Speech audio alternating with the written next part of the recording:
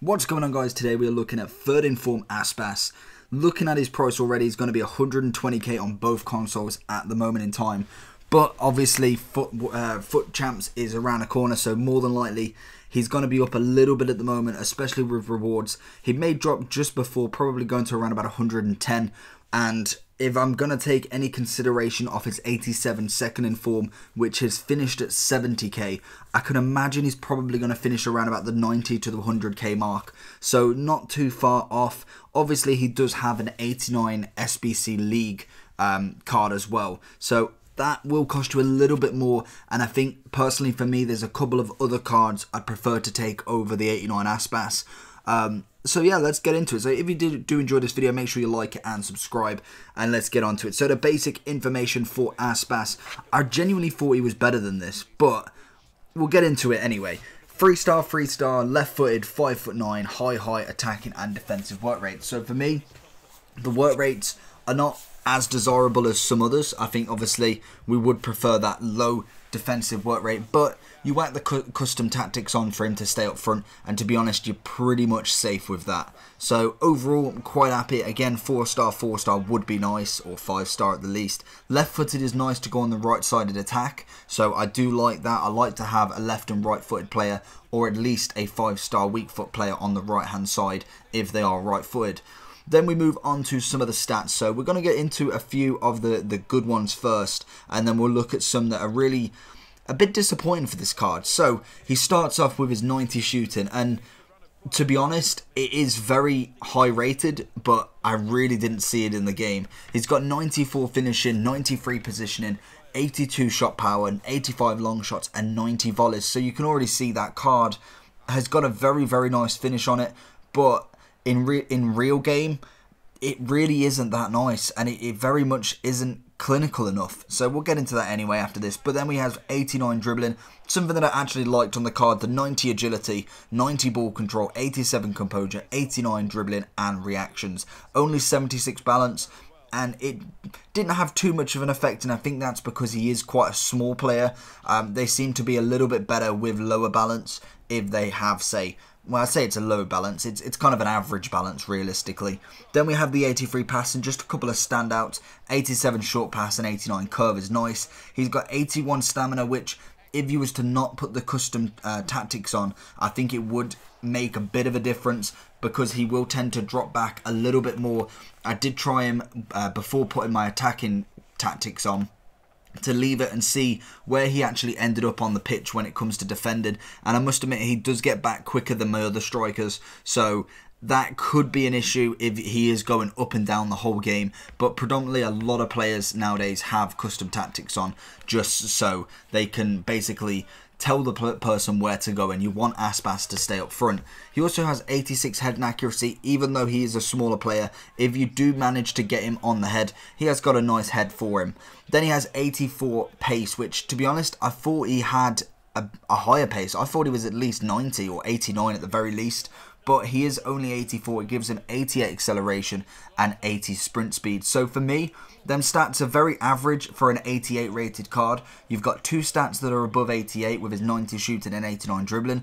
Everything else is very under par for me, and that possibly is what this card is going to be in the review for me. Chemistry style wise, looking at it, realistically you could probably go for anything. For my personal preference, I'd probably go for the Hawk. Obviously you've got the Hunter that would get 94 pace, so that's a little bit better, but then obviously it only gives you 5+ on the shooting, which really isn't what I want.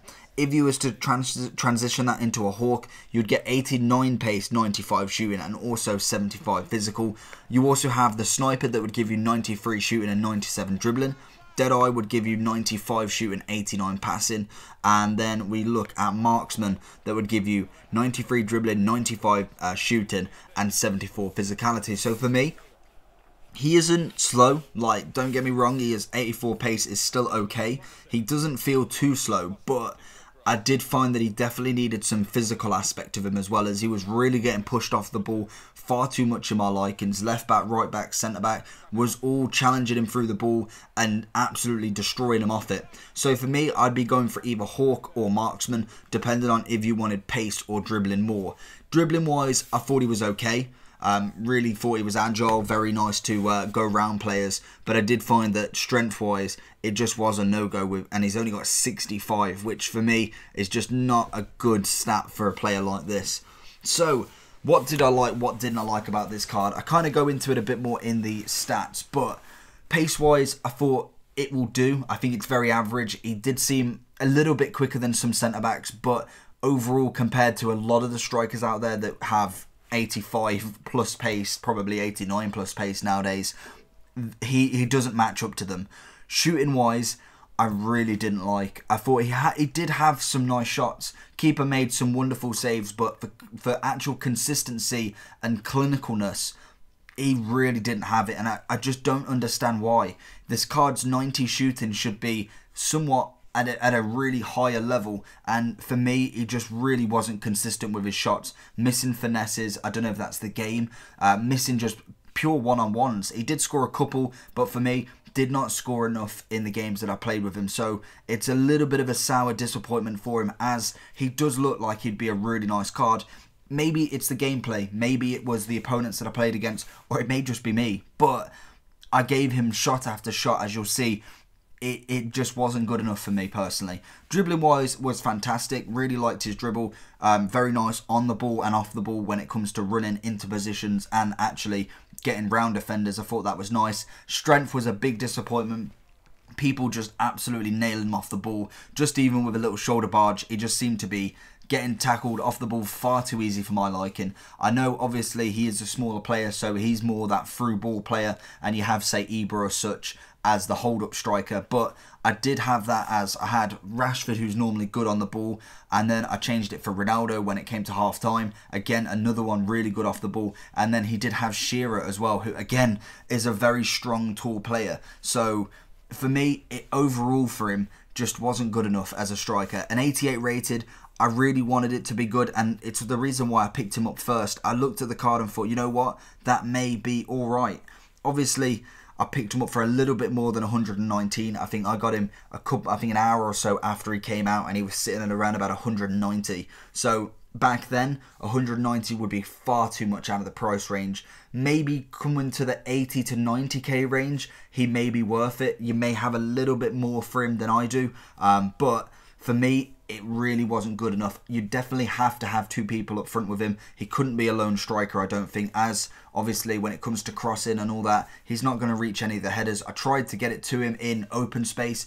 Defenders were just getting in front of him far too easily. So for me, not a very good player in my opinion. I really don't rate him in comparison to a lot of the strikers out there. I think there's plenty of other options, and especially for how much he is currently and how much 90k would actually get you, I'd rather go for Ben Yedder personally, in my opinion.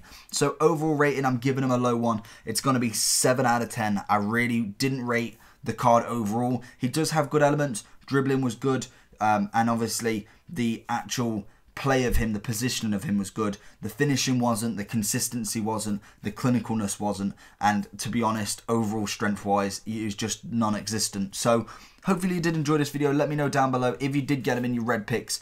I feel sorry for this review, but if you did enjoy him, let me know what you thought about him, as obviously different game styles, different plays could be completely different, and that's why I like these opinions and bouncing kind of ideas past you and what you bounce back on comments.